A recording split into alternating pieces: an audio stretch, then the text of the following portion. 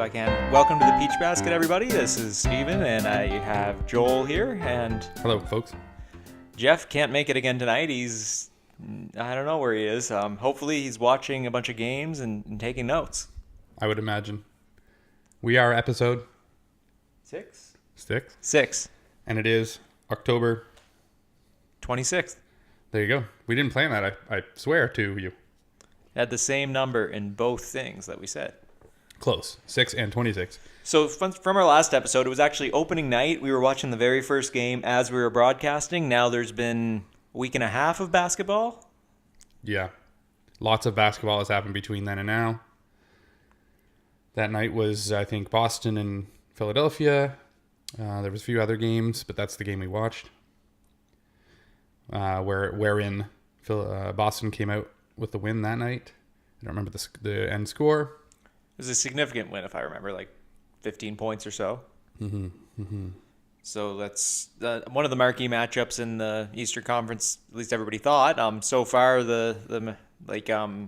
not looking as good for Philadelphia and Boston as it is for Toronto and Milwaukee and apparently Detroit. Blake Griffin's having a really good season for 4 games. I don't think it'll be consistent. Yeah, so he had a 50-point...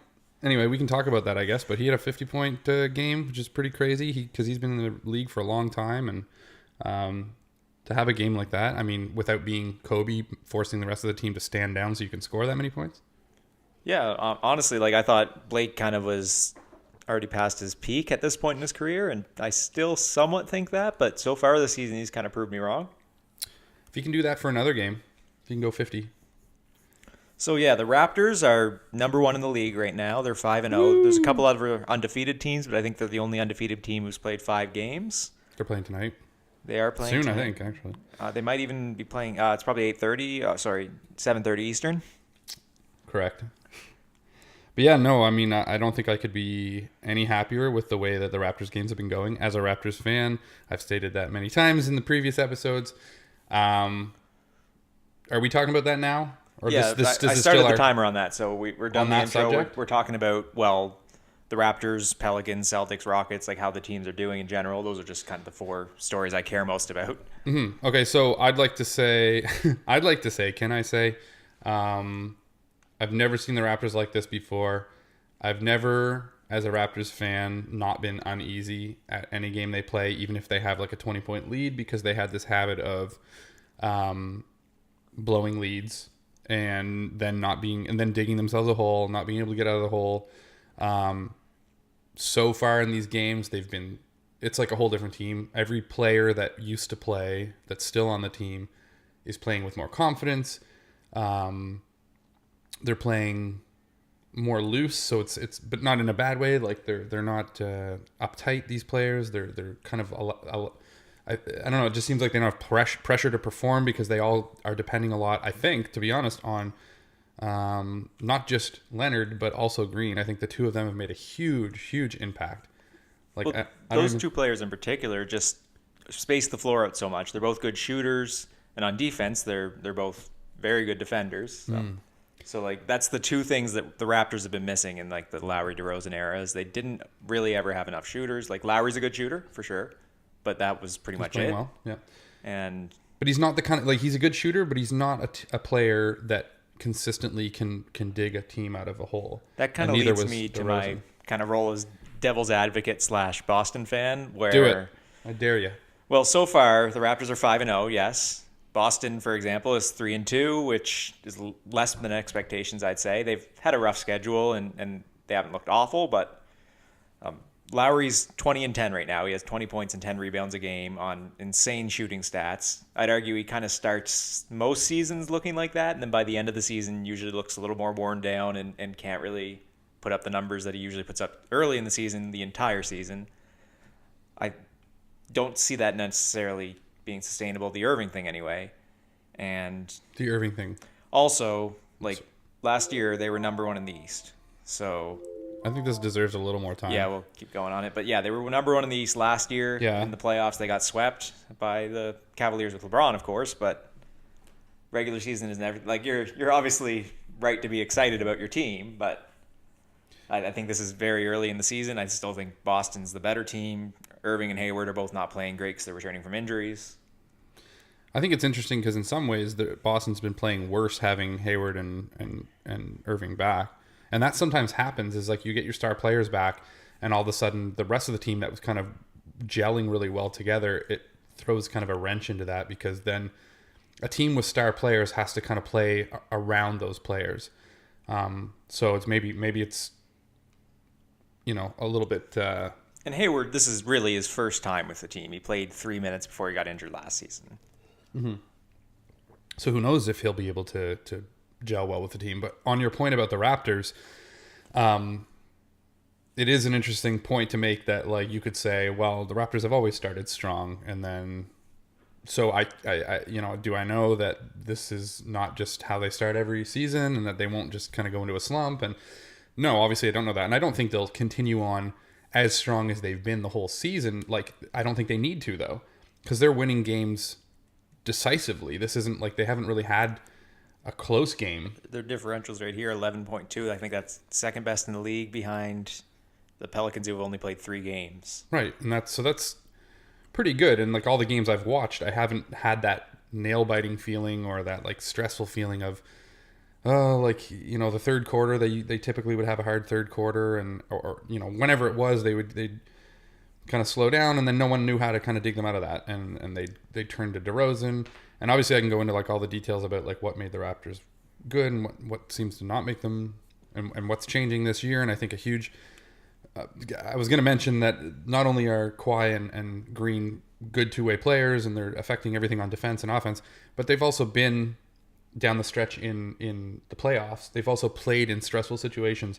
I think they're bringing that like confidence to the team too, because I think that's something that no matter how well DeRozan and Lowry started out the season, they never played in situations and dug themselves out of situations where they had to win a championship, and I think that does make a difference. I think having veteran players like that, who not only are veteran but are also super capable. Yeah, I think if they do make it to the finals, having 2 champions in the locker room will definitely help. Mm-hmm.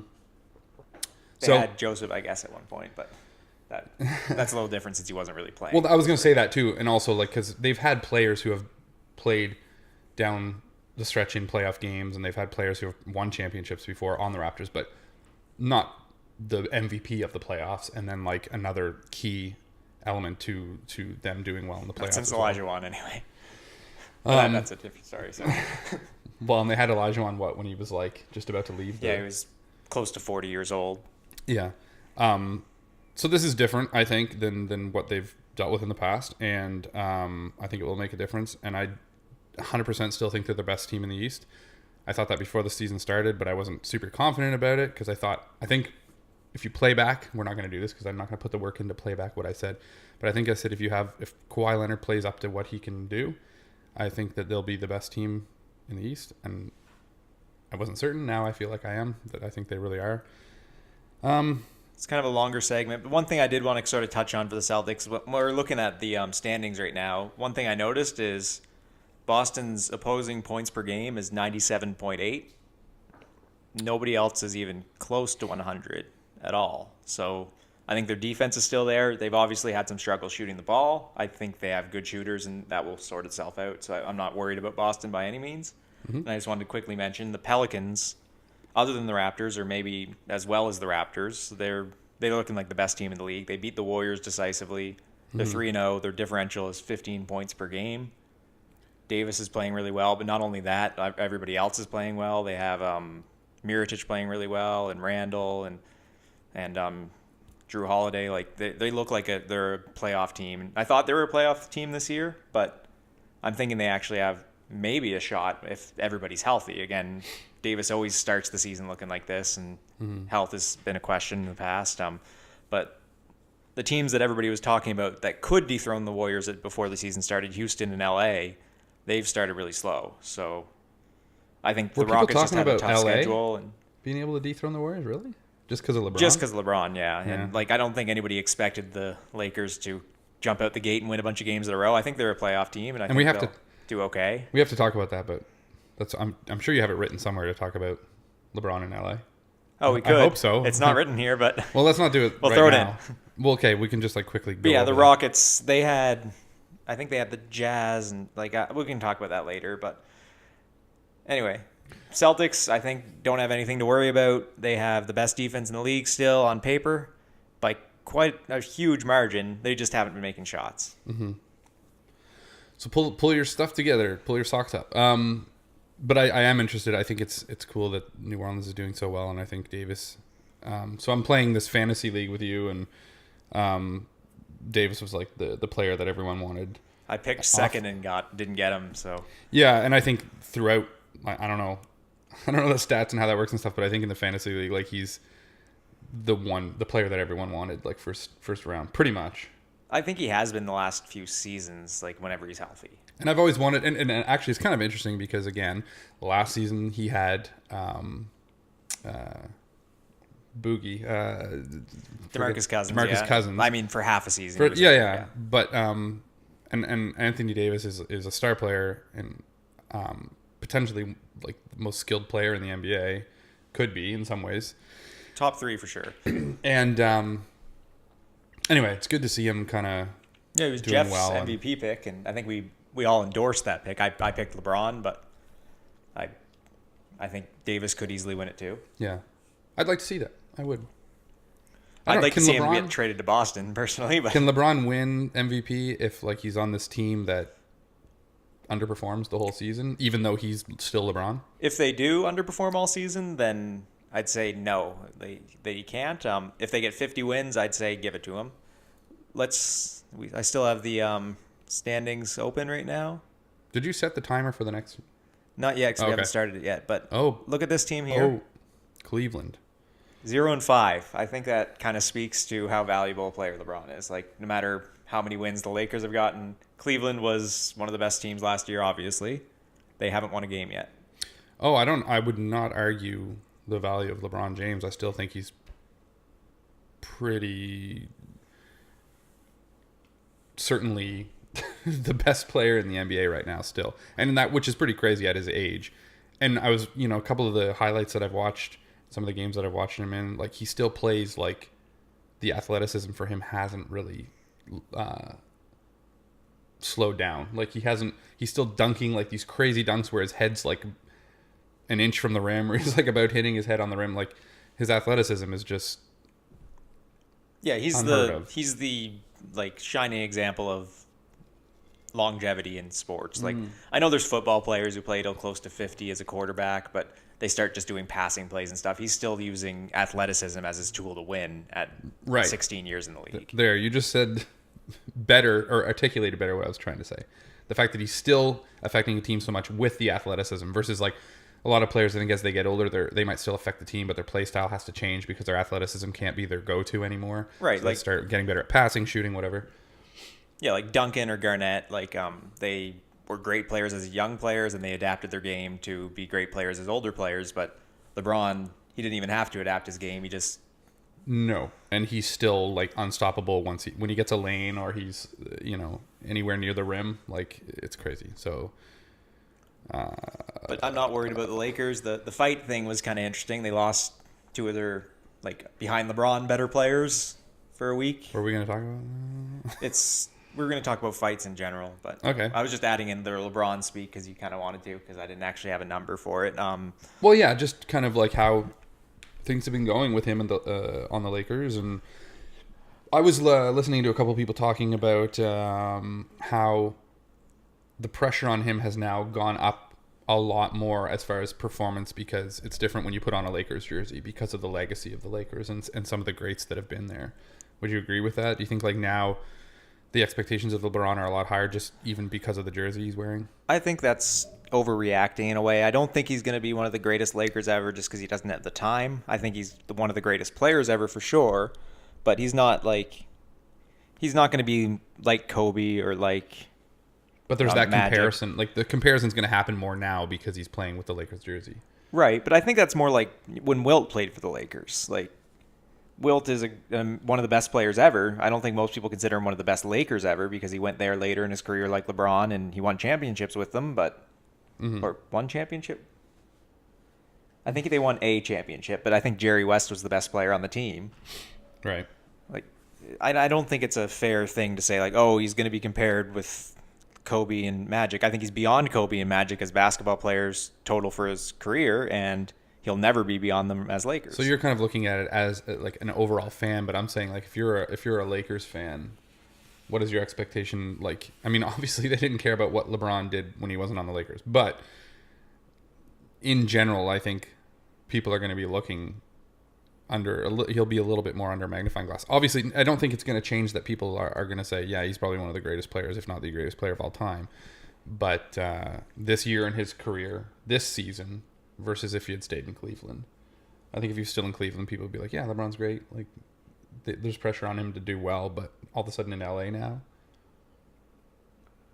I think the pressure's the same still. Like, I think if anything less because the team looks a little worse. He's like kind of mentoring young guys. Nobody really expects him to win this year. There's like an outside chance, but it's kind of like a 3-year plan. I think there's pressure on him to win a championship within 3 years, assuming especially like if the Warriors somehow lose some of their players, then the pressure all of a sudden mounts. LA will have to get some other support players. Right. Yeah, I don't think LeBron. there's much pressure on him to win a championship this year. Like, I think LeBron haters are going to make fun of him if he doesn't, but realistically, that's well, not that's fair. extreme. Yeah, I don't think that's the kind of pressure that should be on him. I just think even like seeing him in the Lakers jersey, I don't know. It's kind of like He's that- on a that new team. team, so he has to like show that he's still worth all the hype or something like that. Or yeah, I guess I don't know. It's just such a huge franchise like the Lakers. I don't know, but it's not like he's not used to pressure anyway. I'm not sure that I like that he went to the Lakers. I don't know. I feel like it would have been in some ways better if he just stayed with like he's moved around so much chasing success. I don't know what's better for his legacy as far as a basketball fan. I like that he went to the Lakers because it's something new. Like, kind of seemed like a few years of the same thing. Now at least like there's some movement. Like, we're not going to see Cleveland in the playoffs against the Warriors again. It helps the East Coast to have him move to the West, but It also helps them to have Kawhi move to there. 'Cause, like, absolutely. that becomes another good team. I'm not sure about Detroit and how they got 4 wins. I think Milwaukee's an okay team, but I think realistically Toronto and Boston are great teams in the East. Mm-hmm. Philadelphia has the chance of becoming a great team in the East this year. Yeah. So they're still top 3. You're obviously Boston still. Now, would you still say that? Because before you had said Boston number 1, Philadelphia number 2, Raptors number 3. Would you still say that, or has that changed at all? I'm willing to say maybe Toronto does look better than Philadelphia right now for sure. But I think Simmons and Embiid are young enough that they could improve throughout the year, and by the end of the year do like be maybe better than the Raptors. Like, they're Or honestly even- right now I'm like almost calling them 1A, B, and C, and that's what I'm hoping for. Like, obviously I want Boston to win, but I want there to be parity in the league and a lot of good teams. Yeah. I feel like this is the quieter of the 2 mics, like the one we didn't use. I guess that's like behind the scenes. Maybe stuff. your earphones are messed up because I hear you quite well. Oh, okay, could be. Comment below. Did you hear Steve in this episode? Did you not? If not, put a sad face with Steven's name next to it. Because I think so far. No, then I think somebody's mad at me. Well, they probably are mad at you. Anyway, so that went. We kind of threw in a LeBron segment there. Yeah, so we can move on from that. So the Enough Butler talk. news. Still Jimmy Butler's trade rumors and everything. So We're still there. there was a report that the Rockets offered 4 first-round picks as well as Marquise Chris and Brandon Knight, who are both injured. I'm not sure Brandon Knight has much value anymore. Marquise Chris seems like he could be a decent young player, but really it was just salary matchup to Butler. But the 4 first-round picks was pretty big. So you can't actually trade consecutive picks. Yeah, I'm That's a looking at this rule, number here. What's So the reason I wrote these numbers is, which the audience can't see, is that you can't actually trade 2019 and 2020 pick. There's a rule that prevents teams from doing that, because I think So it at has one to point go there was like an owner skip a traded all year? their picks and screwed over a team. yeah? So yeah, you have to skip a year. So I'm not sure. It didn't report what 4 picks it was, but they don't own any other team's picks. So it'd be something like 2019, 2021, 2023, or 2025. Okay. Unless it's 2020 and then 2022, etc. I did not realize this. Yeah, so at this point, that looks like a great offer to me.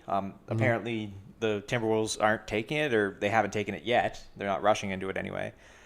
It kind of reminds me of the Boston trade when they put Garnett and Paul Pierce and threw in Jason Terry and DJ White to Brooklyn in exchange for a bunch of players who are essentially just salary, and then their picks in 2014, 16, and 18. And they also got the rights to swap picks in 2017.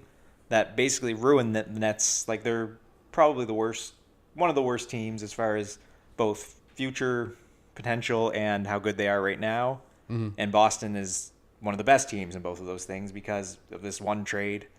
That seems like a similar trade because the Nets thought they were going to be good when they made the trade. They didn't think that their picks were going to be first, second, third picks in the draft. Obviously, the Rockets think that as long as James Harden and Capella are around, that they won't be lottery teams. Mm-hmm. But when you're trading picks until 2025, anything can happen. Like, I think 4 first-round picks is a good deal. And, like, a 20th pick can end up being a good player, too. Sure. So you think that the Rockets should... that the Timberwolves should take this deal? I think for sure. Butler's obviously not happy.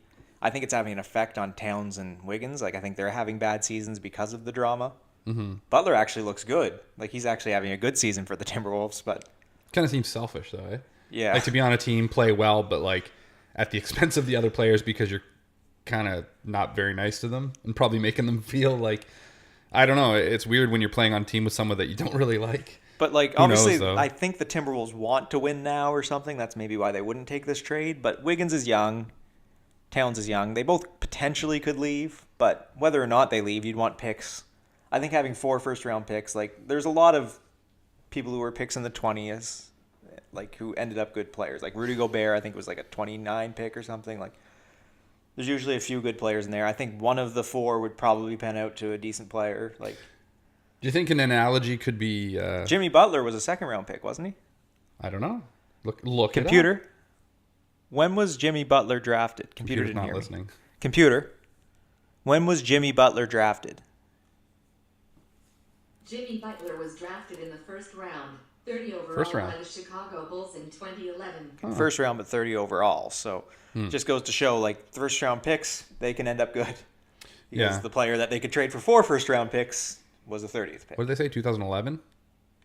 Sounds right. I say they. I don't know why I speak to as if computer is a they.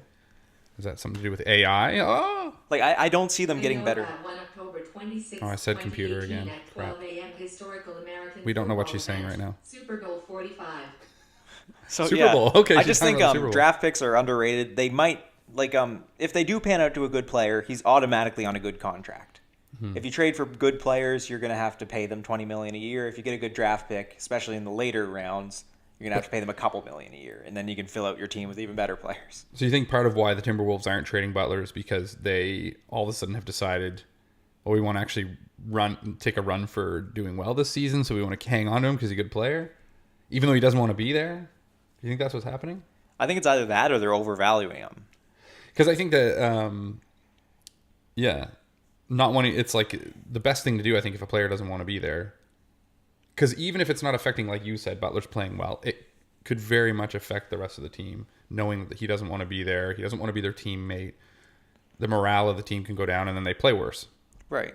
So, and, like, it seems like players like Paul George who asked for a trade and Kyrie Irving who asked for a trade, they had to take not very much value to trade them, and they still did. Yet, end of that. Obviously, that's the end of that segment. But finish it off. It just seems like they're actually getting equal value somehow for a player who doesn't want to play there. Like, I don't understand not taking this trade. I think they just are better off winning now. They don't care about 2025. Like, I think that's what they're worried about. Are there any rumors as to why they're not taking the trade? Any, like, comments on... I don't think so. Like, I don't think we've heard anything from their front office. Okay. I just think because they're sort of a small market team, they just want to, like, put forth the best product right now.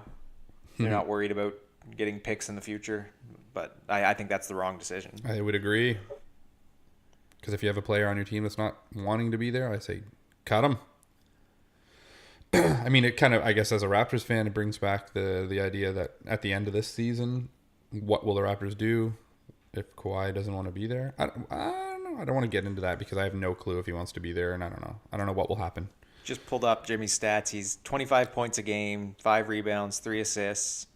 3.8 steals, 1.3 blocks on 53% shooting and 43% shooting from 3. So can you get stats for the whole team?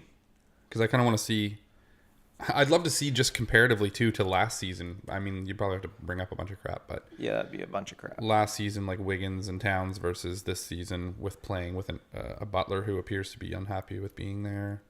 I mean, it's such a small sample size. It's a weird situation. But yeah, we kind of want to move on from this subject anyway, because we've talked every episode. I think that's the one thing we've talked about every episode is Butler, because from the very beginning of when we started doing this preseason, he wanted out. Towns has 16 points, 9 rebounds. Yeah, I'd 2 have to blocks. see what his averages were last year, because Yeah, he was 20 and 10 anyway, but Yeah. he's definitely doing worse. He's on my fantasy team, so. hey, look, Steph Curry. And he is not the next segment. Never mind. No, we want to talk about, Rookie watch. which is the new watch being sold by Timex. No. So I just thought we'd take a look at how Sad. rookies are doing, and Yeah, let's talk about it. so far it seems like Trae Young is the rookie of the year. I have the stats here. He has 21 points a game, 3 rebounds. Let's make this bigger so you can actually see their names. There we go. 7.5 assists. He was, of course, traded. They traded down to get Trae Young. They traded Luka Doncic, they being the Hawks, to Yeah. the Mavericks. And Luka Doncic looks like he's maybe the second best rookie, if Ayton isn't. He has 19.6 rebounds and 3 assists. They look fairly equal so far. Trae Young maybe looks a little better in averages, but he had one really good game that sort of brings them up. Mm-hmm. So far it's looking like maybe the Hawks were smart to trade down for Young. Like he doesn't look notably worse than Doncic, but Right. it's hard to say. And DeAndre Ayton might also be kind of rookie of the year in line to do. That was a bad sentence, but he's 16 points, 10 Rookie of the year in line to do. rebounds, and about 4 assists. Yep. There's a couple, there's actually quite a lot of rookies playing pretty well, but those are the 3 sort of in contention for rookie of the year. That's sort of what we thought going into the season too. There hasn't been really any surprise rookies who are just amazing. Which is always I find a lot more interesting when all of a sudden there's like, A guy who was a late picker and undrafted. yeah, and it's like, well, who is this guy? Where did he come from? But usually that doesn't last either.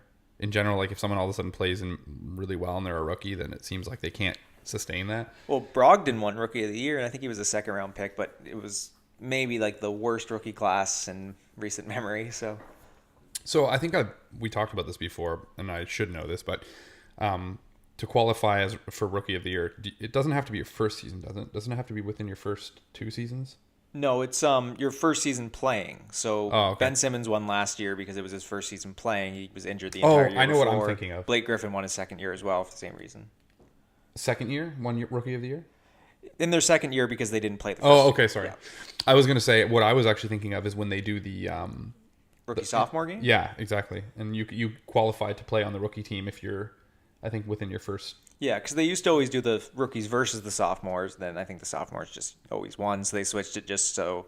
I think they do East-West and just all the rookies. No, wait, no. They've been doing World and USA Yeah, I lately don't just know. to kind of like showcase that there's a lot of players from around the world. USA. I think World usually wins. I don't like that. You know, I don't- like just like the Well, I don't pride like- thing? Or? Yeah, like it's always like U.S. versus the world, and they want to prove that they can beat the world. I don't know. But I think the world Seems weird. usually wins in the NBA. Good world. Good for you. Or at least when they had Porzingis. The U.S. doesn't need another reason to I think the think US they're will win this the year. most powerful country in the world. They do that with golf too. There's a golf tournament where it's like the world versus Europe, all of Europe, or sorry, USA versus all of Europe. What's it called? I don't know. Sorry. We're not a golf podcast. Why? Let's change it right now. So Trae Young, Doncic. Oh, my guy down here, Bamba. He's Yeah. 5 points, 5 rebounds, but what we're looking for is his blocks, of And course. they're not really playing him that much either. No.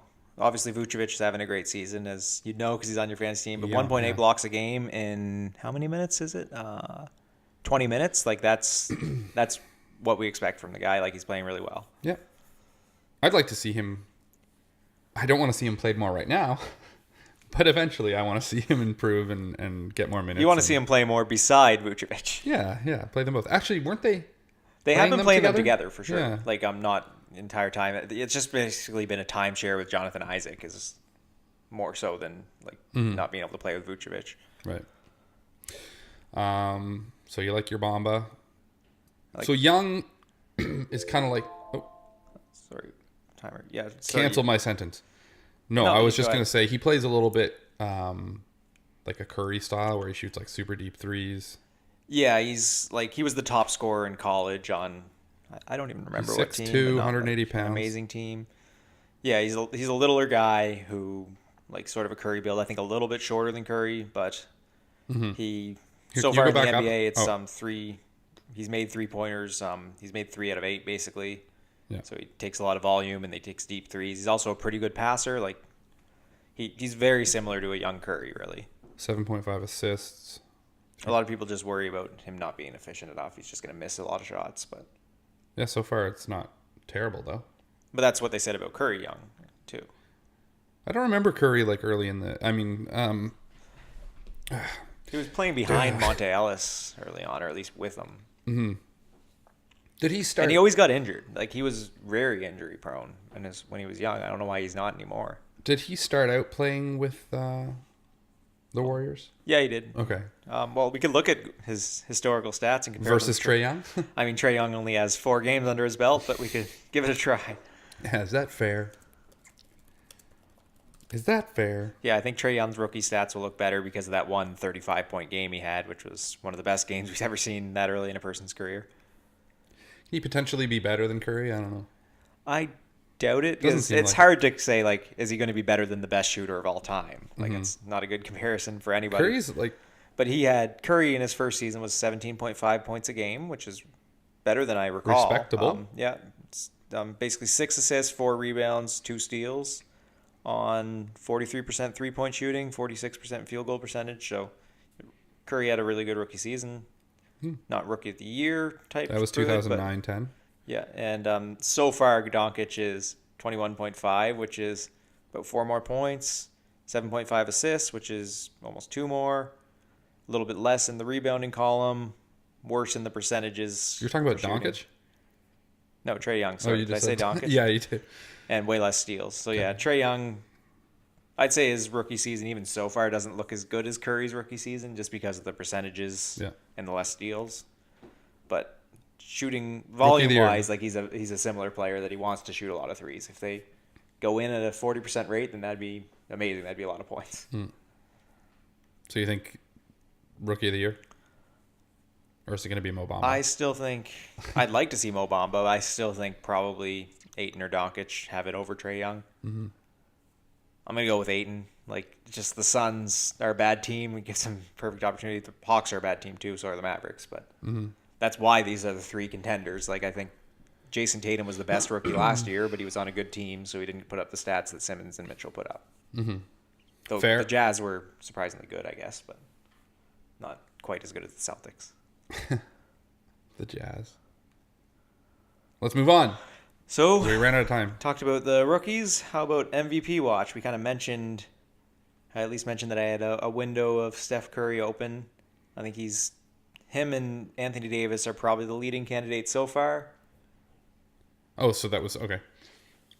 Well, yeah, because I think Curry is number 2 as far as maybe number 1 in our fantasy league. Yeah, I think he's the number 1 ranked fantasy player so far in totals because Davis has only played 3 games.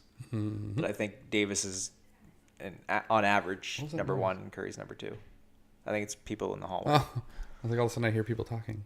Scary. Maybe it ghosts. It is close to Halloween. So Curry has basically 35 points on 55% shooting, 52% from 3, and 90% free throw. So I think that's the best.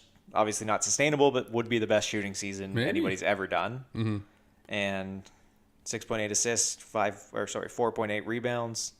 That's respectable. Not many defensive stats, but if he continues to play even close to that, and then the Warriors do win NBA Finals, then I think for sure he's going to get MVP. Yeah. Like, can you see that not happening? If that was somebody's end of even season close stats, to that, like though. I'd say it's the best season anybody's ever played. Well, like you said, it's going to fall off a little bit, Right. but like even if he's stays Like within 50, that 40, realm, 20, and 30 points a game. And yeah, 6 there's no assists or way he something. wouldn't get MVP. I think. Well, Davis's stats so far, He is. That's so far they're the biggest competitors. I still think LeBron, once the team starts winning, is going to win it, but They're going to want to give it to him. 30 points for Davis, 3.3 blocks, which leads the league, 13 rebounds, 5 assists, technically 75% three-pointing, but 3-pointing. he doesn't really. So he doesn't taken, shoot one a threes. He game. just Yeah. points. He just points. Well, he doesn't take many threes, so 75% is kind of misleading. That's how many threes would that be? That'd be 4. That would be 3 out of 4, I think. That's still good though. Take more, Davis. If you're gonna make 3 out of 4. But he's 59% overall field goals, so that's just insanely efficient, leading the league in blocks by a significant margin. 2 steals a game. He's it's close super to the impressive. top of rebounds. He might be the top rebounder, close to the top in points per game, close to the top in steals, top in blocks, and 5.3 assists this year as a power forward. Like, Yeah. I think he'd have it if the MVP was right now. They've only played 3 games, like we said, but they're undefeated. The Warriors have been losing. Did you say that they've started giving the MVP more to not necessarily a championship team? Well, Is that what you said? I said that I mean, just last year as it it was- relates to Westbrook, basically. So Right, and then but last year it was last year it was Harden, who was the Harden. best player on the team with the best record. best So record, that's but what they didn't. traditionally do. Oh, okay. So the best record, because it is a regular season award, usually it's the best player on the team with the Because best it record. still could be Davis, even if they don't win the yeah, championship. I think if the team does well all season yeah, it's and all Davis. it's all regular season. Championship makes no difference to MVP. Like Oh, okay. it's after now, which is kind of annoying, but I suppose that makes sense because they have the Finals MVP versus like. So yeah, I think. But typically though, usually it is the best player on the team with the best record. typically though, Davis has, well, all players do, but fought off injuries and things like that. Has he Right. not, like career wise? And so, like again, I always bring this up, but like I think he deserved the MVP the first time Curry won it. I think he didn't get it because of his team's performance. I think he had the best stats that year and like is an insane defender. Has never won Defensive Player of the Year. The other MVP candidates so far, like I think you have to mention Kawhi Leonard. His stats aren't as impressive as Davis or Curry because theirs are basically otherworldly. Like but the Raptors haven't lost yet, and he has 28 points a game, 8 rebounds, 2 assists, only 1.3 steals and 0.5 blocks, but that doesn't really sum up how important he is to the team's defense. So like I think Leonard, I'd give him number 3 in the MVP watch right now. I think LeBron's going to creep up on all 3 of them, but it's probably pretty exciting for Raptors. So let's fan. say, no, I love it. Obviously, Though but I've I already think talked Lowry's about that been, lots. like decent in the MVP race at the start of the season before. Yeah. So, but I was gonna say, so you've mentioned Leonard, Davis, LeBron, and Curry. What would be the 5th in the running? You think for MVP this year? Do you I think don't it know would how be, well he's done so far. I think he's Harden? shooting really bad. Yeah, it's hard not to give it to Harden now that you mentioned that. That's not what I was about to say. Who were you gonna say? I was going to say Kevin Durant. He's had bad shooting so far in the season, but I think always should be in contention for the MVP. Yeah. Yeah, Harden's definitely between a the good two of choice, them, too. maybe. Harden's. Yeah, I think those. I'd have trouble just picking 5. I think those are the 6. Okay. Well, this is our 6th episode, so that's a good number. Are we going to allow it? Let's go to the replay. It's good. That's not lame at all. I think Davis's seems more sustainable than Curry's. Like, obviously, he's not going to get 75% from 3, but Even based on his injuries and things in the past that have kind of thrown him off. I'm hoping he finally has a non-injured season because Yeah, he that'd be always great. does start his season looking like this. You never want any player to get injured, so it'd be great for Curry and Davis to have this like MVP run where neither of them are injured. Since we mentioned him, I'll just quickly say LeBron's 26 points, 9 rebounds, 9 assists, 2 steals. Bad Yeah, three-point shooting, but 47% field goal, which is good for most Wow. players, bad for LeBron. So his 3-point shooting is like 20%, not even. Yeah, and the game I was watching last night, he took like a 3 from Curry range and just missed it by a lot. Like, I don't even know what was going on. Like, it wasn't late in the shot clock. He was just like, I'm going to take this because nobody's defending me. But, like, the reason LeBron has such a good 3-point percentage is because he knows to only take them when they're open. But, I don't know. I think he's kind of just Well, you're learning always the team. he's probably always going to be open if he's like 15 feet back from the 3-point line. I didn't see the shot, so I don't know. But They won what's the his game. free throw? 78%, which is good for LeBron. His Is career it? average is Okay. 74. Yeah, because it's never been one of his strengths. But anyway, that's still a pretty super impressive like stat line for the most Yeah, part. I think it's behind the Davis and Curry so far, but they've also been losing games. Like if he starts playing well and they start winning games, I think it'll go up. Whereas They probably will. I've seen actually, and Davis and Kawhi are undefeated, and Curry is 4-1. So I hate to admit, but I've seen some pretty impressive passes from Lonzo to LeBron. oh, Lonzo's an amazing passer. I thought so last year. Last year he couldn't shoot. This year he's shot better. And he didn't so have a far. player like LeBron that like once you hit LeBron when he's like cutting, then you have an assistant like automatically. I still think Lonzo, he needs shooters. Like they have a lot of runners, which like also helps because he's really good on the fast break, getting the ball to the right person. Like he's amazing at that. Like so is LeBron, Yeah. but like I think he's one of the best ever at that. Like I think Magic Johnson's the best ever. LeBron might be next. I think Lonzo's pretty close. Like if he improves, like as far as just starting the break. The thing that I saw and I remember watching a highlight video from Larry Bird, and he did these passes that were like touch passes, where he's just literally touching the ball just long enough to affect like the trajectory of where it's going. Right. And I don't know if you're listening to this and you've never watched like Larry Bird and some of the highlights of his passing, do it right now because there's some passes that literally seem almost physically like humanly impossible to do. But Lonzo had one of those I saw the other day. He had like one of these touch passes where he just literally, I don't even know how to describe it. It's almost like a volleyball touch where you just kind of hit the ball hard enough just to like move its trajectory to the person that it needs to be passed to. Super impressive, and he did one of those to It LeBron. all looks so easy to Lonzo too. Like he like kind of looks like he's super laid back all the time. Like he's basically the opposite of his dad. He's not intense at all. Yeah, but like he always seems to be able to get the ball to the right place. He's shooting well this year too. So far, it's a really small sample size again, like everything so far. That's the thing too. Sorry to interrupt, but like I say, I hate to say this, but he's actually got some pretty good passes, whatever. The reason I hate to say it is because of his dad. I have nothing against Lonzo at all. Like I think the guy seems like a decent dude. It's like his dad literally made me like not like the guy. So that's sad. Well, I mean, LeBron obviously is enjoying playing with him. Like they've seen them talk to each other, and he's like called him like a good player, and like saying he's kind of got next, and like. But LeBron specifically kind of had beef with his dad at like near the start. Like so obviously he's been able to put the beef with his dad in like behind him. I don't think there's any reason not to like Lonzo. Like I think his shot looks funny.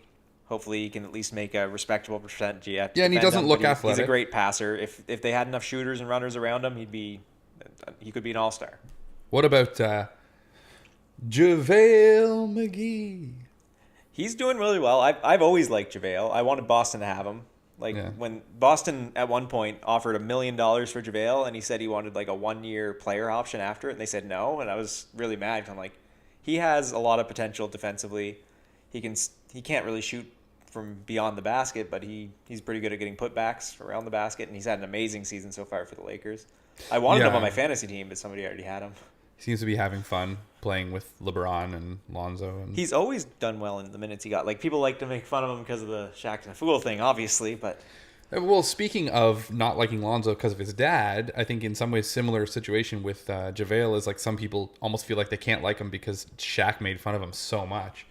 And obviously he did some really stupid things. Yeah, he had some bad plays, but that's because like the type of player he is, he's good beside the basket. He's not really good at doing much else, but he's really good at what he does. Would we have even known if there was no such thing as Shaq and a fool? Is it completely Shaq's fault? Like, would we have known of the stupid mistakes? I probably wouldn't have. I wouldn't have known how. I didn't really watch like Nuggets games or. So it would have changed his career, I think, for sure. And I think that's probably why at some point, wasn't it JaVale's mom that was like, stop making fun of him, Shaq? Yeah, she like stepped in. Anyway, I do think Shaq Nifool's great, but I think they did kind of pick on him a little too much. Yeah, I think if he made a little mistake that any other player could make, they'd put it on the show. Like I think he made a few mistakes too many, but like some things that all players do, they were just like, "Hey, it's JaVale McGee." It just became popular to make fun of him, and unfortunately, the repercussions of that for a person's career can be harmful. So I think that's kind of irresponsible on the part of Shaq. So Shaq, you're Shaq and a fool. You're Shaq and a fool, Shaq. I love the show though. You're old as dirt. If you haven't watched that interview, watch that too, because there's an interview where they talk to JaVale, and Shaq's like, "Sorry, man. I hope you don't mind me making fun of you." And JaVale says, "Shaq, you old as dirt." And that's his comeback, and it's like, "Oh, we're not supposed to laugh." Oh, well, it wasn't funny. So we didn't laugh. Best game so far, like in our opinion, what was the most fun game to watch? I'm going with like maybe my memory short, but last night the maybe Celtics. my memory short. Yeah. They had a big comeback against the Thunder, and I kind of like could tell they were going to come back. They only had 34 points at the half, but they were playing really good defense, like they always do, and they came back. They won the game. Like it was kind of classic Westbrook taking threes he can't make, and I think Horford was really the guy who sparked it all off because he made 3 threes in a row. I think I texted you right after that. Yeah, it's like they were quite far behind. He made 3 threes in a row, and like then he kind of like stopped making them, but then like kind of more stepped up and like kind of just worked out. It kind of just worked out. It was just an exciting game. Like it just seemed like I was rooting for a team. They were just, you could see them coming back, and then they did, and they won the game. And it's kind of been a slow start to the season for them. They've had tough matchups, but anyway, your favorite game of the season so far? Well, that's what I'm looking at right now because did the Warriors play the Lakers twice? Oh, never mind. Shut up. Give me a second here. I think it was the Warriors versus the Jazz. Yeah, it was. Warriors are losing to New York right now. Sorry. So I watched the game, and I think it was the Warriors and Jazz. Correct me if I'm wrong if you're listening to this and you feel like correcting me. But it was a game, I think second game they played in the season, and it felt like a finals game. It was super intense.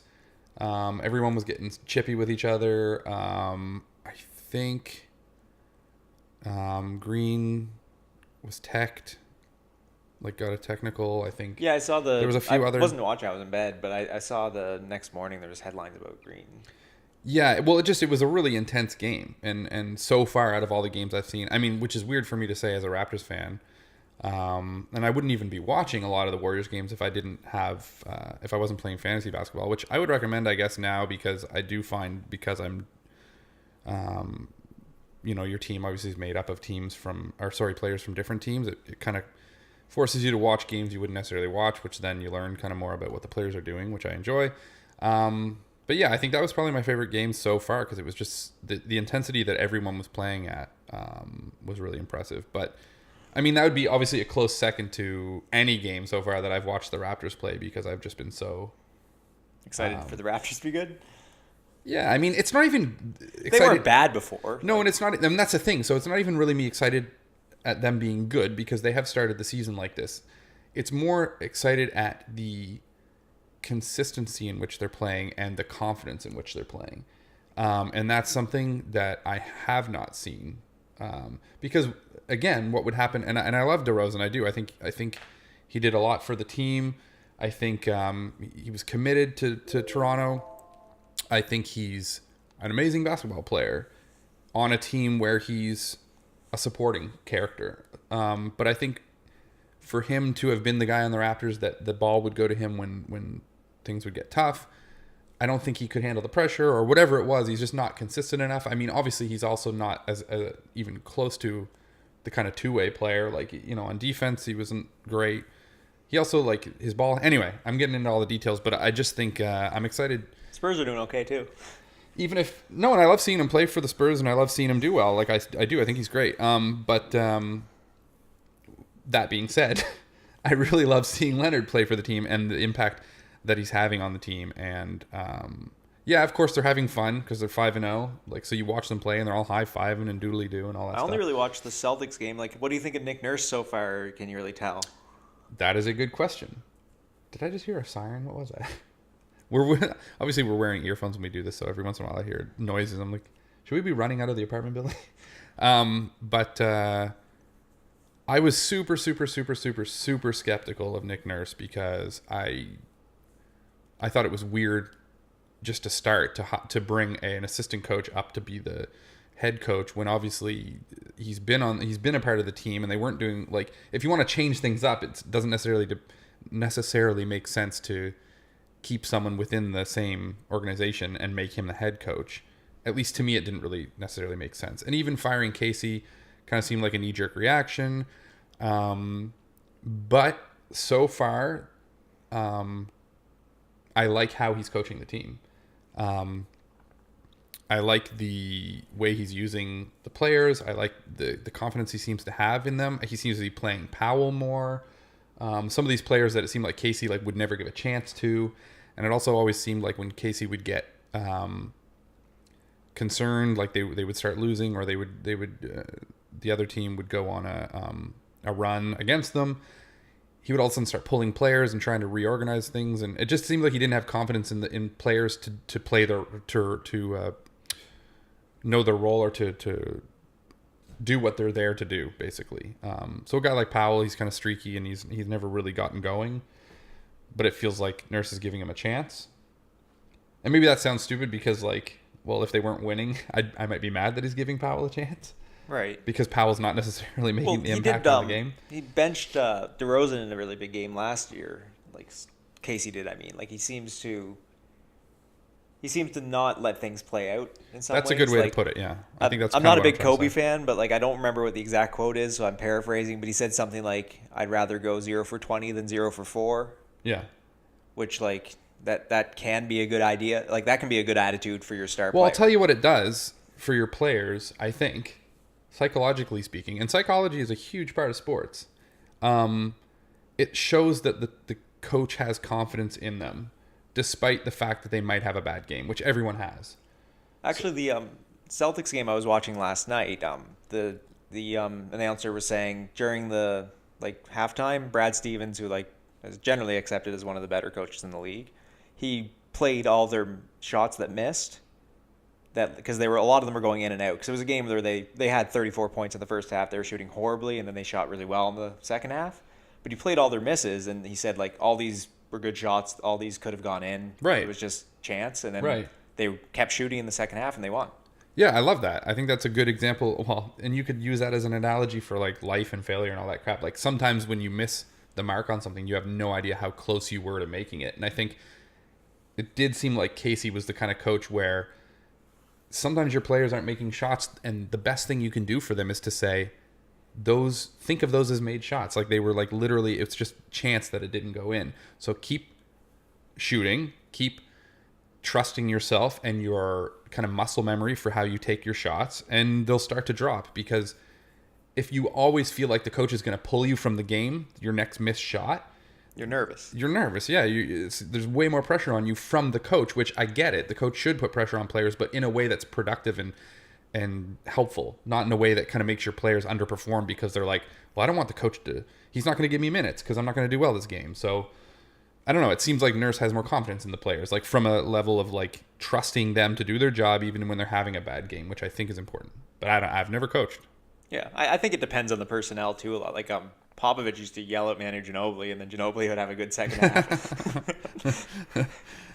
Yeah, I don't know. It's a funny thing because obviously Popovich is super hard nosed guy that coached people with an iron fist and was known for. And a lot of people are be prepared. DeRozan's gonna get way better because he's under Popovich, and now Popovich is gonna yell at him and force him to have good games. That's what Casey did. Yeah, I don't know, but maybe Popovich will do that with the combination of also having confidence. And I feel like maybe he can do that. I think Popovich has a way of balancing the two. He's able to yell at you, but still be he seems like your friend anyway, somehow. At least from what I've seen in him interacting with his players. Right. So I just think maybe Casey hadn't found a way to have that balance, which is players knowing that you're going to cut their minutes if they don't play well, but also knowing that you trust them to do their job. And it's too bad in some ways. I wish there was a way that DeRozan could have stayed with the Raptors and they could have gotten Leonard. It just would have been so cool. It is a loyalty thing. He was the longest tenured Raptor, seemed to want to stay there for his career, and then they traded him. But it's not just that. I think it would have been amazing to see how he would have done on a team where he didn't have to perform as the star under the gun, whatever. Because now seeing Lowry do that, I feel like it's making a big difference in Lowry's season so far. And we'll see what happens down the stretch. But I feel like maybe we're going to see this season from Lowry that we've never seen before because he doesn't have the pressure anymore. But anyway, yeah. So we kind of touched on this already. I had a section for the Rockets' struggles. So they lost to the Pelicans, the Jazz, the Clippers at home. They beat the Lakers, and now Harden's out. I think they're not even really struggling. I think it was the schedule. Mm-hmm. And Chris Paul was returning from an injury, and obviously the Butler trade would make them better.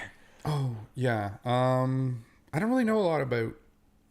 I haven't watched a lot of the Rockets games. I don't know. Essentially, the same team as last year. Who are they? Well, I guess Chris I watched Paul. one of their games, and it went down to the wire. I think Harden missed a 3 to tie it up, and could have easily been a win. I don't think they're actually struggling. I think it's just small. Like there's 4 games. I said small sample size a lot this episode. Should be the name of the episode. Okay, sure. That's funny though. You're like, I don't know. I think it's just the schedule, but like this is a whole section we're supposed to talk about Rockets struggles.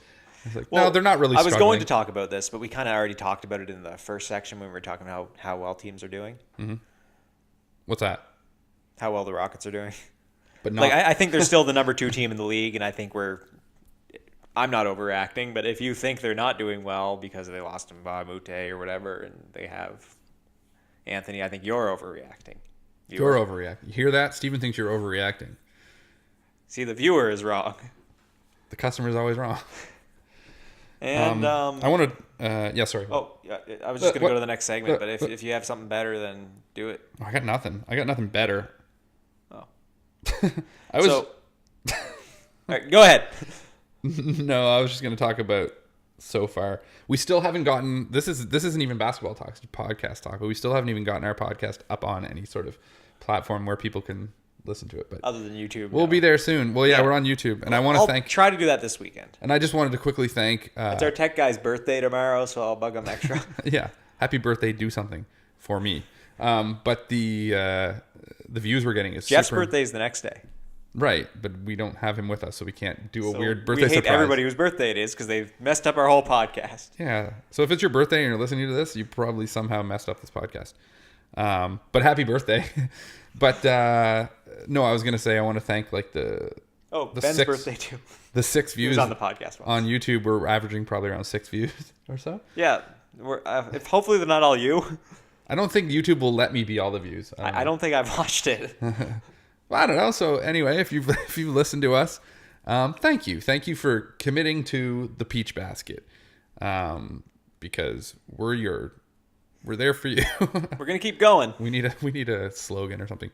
Yeah, we're gonna keep going no matter what. Well, I like basketball, and this is basically just talking basketball to me, so I could do this all season. Well, yeah, and we used to do this a lot anyway when we weren't recording it. Yeah, so. I used to like yell about Chris Bosh. We got in an argument one time about whether Kobe was a clutch player, and you said there's no such thing as clutch basketball. You were like, you're either good or you're not. Yeah, pretty much. Like, we should talk about that sometime. But anyway, let's not get into it. What's our next? So fighting. Speaking of us arguing over there, we can segue into fighting in the NBA. Right. So there was a. Well, sorry. You can introduce this topic. I kind of didn't I? Fighting in the NBA. Yeah. So there was a. Do I have to introduce it again? No. Okay. So Rondo and Chris Paul, I think Ingram started it. Ingram like got into a fight with the Rockets players, and then like Rondo allegedly spit on Chris Paul, and Chris Paul started to gouge his eyes out, and Rondo punched him, and then it got weird. I think Chris Paul was suspended 2 games, Rondo 3, Ingram 4. Yeah. Yeah, and they all suspended different amounts of time. And after the fight too, one interesting thing is like LeBron came over and was like hugging Chris Paul because they're like good buddies. Right. He's on the other team, which is a little weird because like usually you see support for your teammates, but he was kind of like, "I love you, Chris." But I think LeBron has always hated Rondo and always liked Chris Paul, but I think LeBron's a good teammate, so whatever. Sorry, go ahead. Sorry. I think I watched a review on YouTube. Someone did a review super in depth on why this fight happened, and this person blamed it on the officials, the fish. Okay. And basically went back to like the first quarter of the game. And he means Derek Fisher. Yeah, he was in the stand somewhere throwing paper airplanes. But throughout the game, different calls that should have gone one way, and the players just started to get really frustrated because they weren't getting the calls. Then players would get calls where they didn't think they should. That seems to be where most anger starts. Yeah, the players are just overall frustrated. The game, and I don't know, maybe I'd never really thought about this. I think they got to hand out texts earlier to avoid having to hand them out later, like for fights. Like just stop things when they start. Well, and what the refs started doing when things started to get out of hand is giving out fouls for just like little things. So basically, like tic-tac fouls, I think they're called, like literally like the tiniest little things, and to try to get things under control. And I don't know, I think that's probably going to have the opposite effect, because then it's going to create even more frustration. Either way, it was an interesting video. Maybe I'll put it, if I can find the video, in the description so you guys can check it out. But it was just interesting to see the breakdown of like these players over the period of the whole run of the game, getting more and more frustrating. This would happen, until eventually, I think it was Ingram was dry. Who was it that was driving, and then there was like a hard foul. I feel like it must have been Ingram. I wasn't watching the game, but Ingram's the guy who, like, in the replay of the fight I saw, was the guy who threw the first punch and started the fight. Yeah, well, it was basically. And then I think a fight stopped and it started. It did, and then all of a sudden, Paul and Rondo were like face to face, and then it's so funny too because everyone was like, "Yeah, he spit on him," and I was like, I didn't see it. Like I saw there was no spit. Like what are they talking about? And then someone did this really slow motion, super zoomed in video. It was like CSI stuff, and I don't know how Rondo did this. It was like the most sneaky spit I've ever seen, but in the slow motion, in the close up, you could see a little like spit come out of his mouth. I don't know where it went. I heard he was wearing a mouth guard too. Yeah, like I don't know how he did this. Like he must be practicing like how to like really spit at Chris Paul. Yeah, really sneakily spit at people. Because even in the close up in the slow motion, you can't see Rondo's mouth really move. Just the spit comes out of like maybe he has a gland on his face. Well, I think you have more saliva too when you have a mouth guard. So like, well, it might be harder to spit. There's probably a lot of saliva going. This is an important thing that someone needs to ask him though. How did you do that? Can you show us? But anyway. You remember the show that used to, what was it called? Sports Science? Sports Science needs to cover this. Anyway, so then he spits on him, and I did see it in the close-up. And then, of course, I think somebody was talking about, what's worse, getting a punch thrown at you, getting poked in the face, or getting spit on. And I think the consensus was, like, getting spit on is the worst thing. Like, nobody puts up, you're not going to get put up with getting spit on by anyone. And it's just probably like the injury wise, obviously the poking in the eyes is. Oh yeah, no, you're not really. Well, I don't want somebody to spit on me unless the person has like a disease when they spit on you or something like that. Well, it's kind of like how like a slap is kind of worse than a punch because like it's like disrespectful. It's more insulting, yeah. Yeah. So I think spitting on a person is like one of the most insulting. It is kind of like challenging them to a duel, like slapping or spitting. Right. So anyway, Chris threw, I think, a punch, but Rondo seemed to land a better punch if we're judging it that way. So if it was a boxing match, I think maybe Rondo would have won. So do you think you had written down kind of, I guess maybe you were thinking comparatively to like contrast, hockey. Like obviously hockey, fighting is a part of the game. The fans love it, so they can't get rid of it. It's a 5-minute major if you get into a fight in a hockey game. I think if you get into 3 fights, you're suspended. Like 3 fights in one game, I mean. And these aren't just like one person throws a punch. This is like the refs stand back and let them duel for a while. Like, I don't want to just diss hockey, but like I think it shows that maybe basketball has a little more excitement because they don't need that to keep people watching. Like, it's like I recently watched a commercial for not NASCAR, but like what are the cars that go like quicker? IndyCar? No, like Formula. Formula One racing. Yeah. And the commercial was just a bunch of crashes. Like, yeah, I don't like that at all. But I don't know. I think like I think I don't know if that's a good comparison to like hockey. And obviously, fights. people love hockey and like not just the fights, but it is a part of the game. And like I think basketball is much better in making it that it's obviously very serious. It creates a fine. It makes you suspended. Like, I hate to do it, but like, do you think there's a bit of a racial thing too, though? Because hockey, it's like a bunch of wealthy white dudes, like. So when they fight, it's kind of like if you saw like a polo team fight, and you'd be like, "Oh, good show, chap." Whereas like oftentimes in basketball, you have a bunch of young, like some young black people who maybe if they weren't playing basketball, I don't know, like whether they'd come from like, not to say that they wouldn't come from rich families. I don't know. I'm probably like going a weird direction with this, but like, do you think that has anything to do with it? I think it could, like, for sure. I think where all of the perception that kind of leads us, like, we didn't have this as a topic, but there's like the NCAA trial right now where like I think they're like finding tape now, like that the FBI put out of NCAA teams do bribe players to join their team, and like they have to figure out. And like the G League we mentioned last week is putting out an alternative to the NCAA where you can join the G League and get paid right out of high school. Mm-hmm. Like that's something that's going on, and that is something that is basically just the sports that are predominantly black that have those sorts of rules where they're saying like, oh, you have to go to college, whereas like hockey, you can do what you want. Like you can go right out of high school. Right. Like I think there are still rules that seem to be stricter in the racially more black sports compared to hockey. And Yeah, and I don't know where I guess I was going with that, but I just think if that's the that case. being said, though, I think fighting is bad, and hockey should Right, lean so I more guess the towards basketball. perspective we're looking at, right, is more not necessarily bringing fighting into basketball, but maybe saying, do you need fighting in hockey? And I was actually watching Colin Cowherd's podcast, or I don't know if it's a podcast or I don't know who that radio is. show. He's like a sports guy who says shocking stuff. Okay. And he was saying that, what was he saying? Good one. He was saying Steven. that like hockey, if people got into fights like they did in hockey on the street, they'd be in jail. Yeah, well, that's kind of maybe what I was saying. Like basketball, it seems like there's more accountability for like when you harm somebody. Yeah. Whereas like in hockey, like you Can't assault everyone somebody the in real stands- life, but you can do it 3 times in a hockey game before you get suspended and fined. Yeah, I don't know. This is like we could literally talk about this for a full episode. I think like fighting and I didn't realize this would be such an interesting topic till we started it, but I think it is, and I think because it kind of deals with more than just the sport, but also like social things and legality. Anyway, but I think maybe we've talked about it At the end probably of the for day, quite I a think while. it's ratings. I think it doesn't impact Well, of course. basketball's ratings and does impact hockey's. I actually, when this fight broke out, and then I was watching an interview on this, and someone talked about what was it called, the something in the. The Malice in the Palace. Yeah, that's it. You knew what I was talking about. The Malice in the Palace.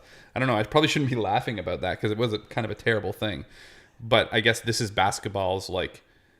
But that's an interesting comparison because that's like. I think that's worse than hockey too, though, because like fans are safe in hockey, obviously. Yeah, they got glass between them, plexiglass between them and the players. They might get hit by a puck. Well, and I have seen some things where the hockey players in the penalty box, which is interesting because the one place it seems that fans can access a player is in the penalty box. It's like they can like. That's their penalty. Yeah, their penalty is like you can get harassed by the fans, but it does seem like the penalty box is always like closer to the fans. But I have seen video where like a fan will lean over and like they're Double going back drink and on forth. them or- Yeah, and they're going back and forth, and the player does actually start throwing punches at a fan. Like it has happened, I think, in hockey, but yeah, like literally in basketball, they like ran up into the stands, and it was pretty intense. But I think that's like the pinnacle of like the worst that can happen in basketball, or the worst that has happened in basketball. And it was a stain on the history of the league, and I think like at the time it was like. How can this happen? How can we prevent this from happening? But And I think That's it. he did try to press charges on Ron. the guy that fan, got yeah. attacked. Right. Yeah, well, I think they there was, settled out of court or something. yeah, well, there's several, but there were charges. I don't know, maybe dropped eventually, but initially against some players and some people in the stands. And I guess they handed out some like lifetime, of course, bans from the stadium and Right. whatever. But yeah, like I mean that's And that actually, how I could you think not? that game caused them to have like they don't serve alcohol in the fourth quarter. Now. Yes, that's another thing. Yeah, they mentioned was so. Fights in the NBA. Well, we'll have to talk about that again sometime. Maybe we'll do a whole episode, and maybe we'll wear boxing gloves and. I don't think they should get more strict. I think they're strict enough, but No, it seems to be working. Like this doesn't happen often. no, it was a huge story when this happened. Mm-hmm. And like you could kind of tell, like LeBron wasn't going to get involved. Like he's kind of above that. Yeah, I would agree. Which is weird to say. I think like, I don't know what would happen. No, I don't know. If someone spit on him, I don't know. Let's see. I go back to that. I could see him like shoving. Yeah. I don't think he'd throw a punch. Maybe not. Maybe not. He'd probably just like shove somebody and then get held back by his teammates who probably couldn't actually physically hold him back. Chris Paul like hasn't in the past been a aggressive player, has he? Like He's an agitator for sure. oh, okay. Because I know there are those players that like they get scrappy, and like Draymond Green, for example, like in the game I said was super intense. Like it didn't surprise me when he started getting, started shoving and throwing elbows and stuff. Chris Paul is definitely a trash talker. I don't know how often he gets in actual fights, but he's definitely had his problems with other players, like Rondo more so. But Yeah, Rondo seems like he's got a bit of a and chip on another his shoulder. thing, like the biggest thing, the league was investigating Rondo's past incidents. Apparently, was one of the headlines. Like it seems like they do often look like, oh, what else does this player have done? I said that really weirdly, but that's partially why he got more game suspension than Chris Paul, who seemed to, like other than the spitting, seemed to do more than Rondo is. Like, because Rondo Like, we don't like him. He does lots of bad things. He's been suspended plenty of times. Mm-hmm. I think Cousins and Draymond Green and Rondo probably have a worse Cousins time with is- the same thing as somebody else does. Right. Well, once you get a reputation, then the refs are going to be looking for Also, the like, stuff, if you're right? yelling at the ref all game, he probably gets annoyed by you Why? because you're yelling at him all. Yeah. We've already hit an hour and 10 minutes on this podcast. Want to quickly just... This is the last... Is it the last one? Yeah. Okay. Because I think we didn't set a timer, and we've literally been talking way too long about the fighting thing. But Yeah. let's just actually do the So timer. my number 8 was like Tatum better than Irving ? So far in the season, Irving's coming back from injury, 16 points, 5 assists, 4 rebounds a game. Tatum so far is 19 points, 2 assists, and close to 10 rebounds. Neither's shooting well. Tatum's shooting better. Tatum's clearly a much better defender, even this young in his career. Like, is it already time for Irving to pass the torch to Tatum as the best player on the Celtics? Well, I said I think that Irving just needs to cut his hair. I think that's like a big part of it. He just looks disheveled. But no, I mean, obviously that's... I'm only half serious. I don't know. Yeah, I mean, maybe Irving's just... Like you said, he was out the last part of last season. And... maybe it's just an adjustment period. Like, he does seem to be playing with less intensity than I've seen him play in the past for some reason. I don't know. He kind of seems sad. I haven't seen him, like, I haven't watched like the You full watched game. the full Raptors game. Yeah. And I've watched we watched the Philadelphia game. Yeah. And so I've seen a few Boston games this season, and I just think I don't know. It seems like something's off with Irving. I don't know. So maybe that's part of it, but I think I wouldn't, unless their stats were similar, I would say Irving's a much better player than Tatum. But as the season's gone so far, it doesn't look like that. Right. So what's going on? I think just coming back from injury, starting slow. I think by the end of next year, Tatum will be a better player than Irving. I'm not saying Irving's going to get worse. I'm saying Tatum's going to get way better. I think Irving's still, by the end of the season, going to be a 23-point scorer who's efficient and does everything for the team, dribbles really well. Like, I think Irving is the best handles in the league. Like, I think that will go far. He's still able to get to the basket and do crazy layups the same way as he always has. Mm-hmm. He hasn't been making his threes, but there's no reason to think he'd randomly not be a good shooter anymore. So Irving's still the all-star he was last year. I think Tatum will be the best player on the Celtics at the end of next year because I think Tatum's going to get really good, not because Irving's going to get any worse. Right. Or maybe Irving will leave. Yeah, when's his contract? End of the year, his contract's up. He's Okay. verbally committed to stay. Yeah. Well, we'll see. Yeah, I just have a lot of high hopes for Tatum. I think he's sooner than not going to become an all-star. Like, if he's not an all-star this year, he's going to be I think he's an MVP candidate in 3 years. Okay. I guess we're pretty much, you didn't set the timer. Yeah, I think we're done unless you have any more. Well, I mean, there's just some games going on right now. Shout out the score. Yeah. And maybe, because I'm just going to lean forward here so my mic might make a little noise. Sorry, people. Ugh. So, because I know we've got, the Bulls are playing. So, Hornets are beating the Bulls right now. What just happened? Warriors are beating the Knicks, which I guess they were losing the first, because I remember Yeah, you I think it was mentioning that. 25, But 27. that happens. I think sometimes it takes the Warriors a little while to kick in. Raptors are beating Mavericks 65-55. So, again, winning by a decent margin there. Clippers and Rockets pretty close, 22-20 for Rockets. Obviously these are going to change by the Pelicans time. are losing to the Nets. By the time this video is up, only by 1 point. Yeah, I think they'll win. Bucks are beating pretty well Timberwolves. against the Timberwolves. I think the Timberwolves are still I think they should make that trade. I think they have a good roster, but I think it's not working out. No, I agree with that. Get 4 picks. I think they need to get 4 rid of the picks is a player lot. who's. I think he's like a dark cloud over the team right now. Like, get him out of there. Let the team play without him. Let Butler be happy because he wants to be gone. Keep it real, And Harden's not playing in this game, so. Right. Yeah, obviously by the time I post this episode, all those games will have been done. But right now, I certainly hope the Raptors win because that'll be by far their best start to a season. I say by far. I think probably 2 games more than they've ever. DeMarcus Cousins was just ejected from the Warriors-Knicks games while on the bench in street clothes. What? We were just mentioning how Cousins is... Got a technical for... Can you read the rest of that? For what? This is a good way to end this episode. Got a technical for arguing with referee Scott Foster and was thrown out. So his first official stat with Golden States will be this. Are you kidding me? Okay, we're watching the video of it right now. They're showing him leave in plain clothes, not in a basketball uniform because he's not playing. What was he Looks arguing like about? Green's trying to calm him down too. What the heck? Cousins, what are you doing? That is so weird. Mitchell Robinson got a tech for jawing with Draymond Green. It seems like that game's a the little Warriors, intense. seem to argue with a lot of people nowadays. And your Cantor and fantasy Durant pick, who was one of my picks, I don't think it was on the podcast, but on Facebook I put that I think Levine's probably my top candidate for most improved player this year. That was before the season started. Having now a he's good averaging game. 32 a game. He has 20 so far in the third Three quarter. 3 rebounds, 4 assists. But I was gonna say there's another stat. Where did it go? Kemba has 27.6 rebounds, 7 assists. He's doing Scroll crazy down a little bit. Cantor and Durant got into it. Had to be separated midway through the second quarter. I just want to say that too because we were talking about Warriors and Yeah, it seems like they like to argue nowadays.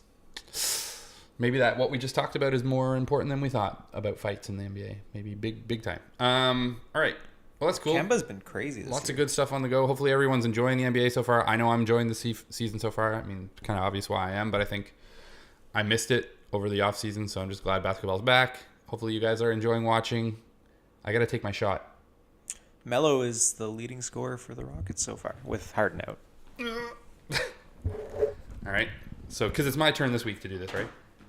It's either yours or Jeff's. No, it must be yours because I went probably last would be week. Jeff's, but he's not. You gotta keep talking. I have to find the ball for you. Oh, gosh. All right, I'll keep talking while Steven finds the ball. This isn't good. We should have had this figured out before. This is a big part of this is why people tune into this podcast. So that they can hear the 21-foot shot at the end of the... So Steven's currently crawling around on the floor looking for this tiny little basketball, and we're at like almost an hour and 20 minutes in this podcast. Not like this is adding a lot of time, so I don't really need to put more pressure on Steven. I don't need to, but I'm going to. Hurry up, Steven. He's looking under the records. Hopefully some of them are hit records.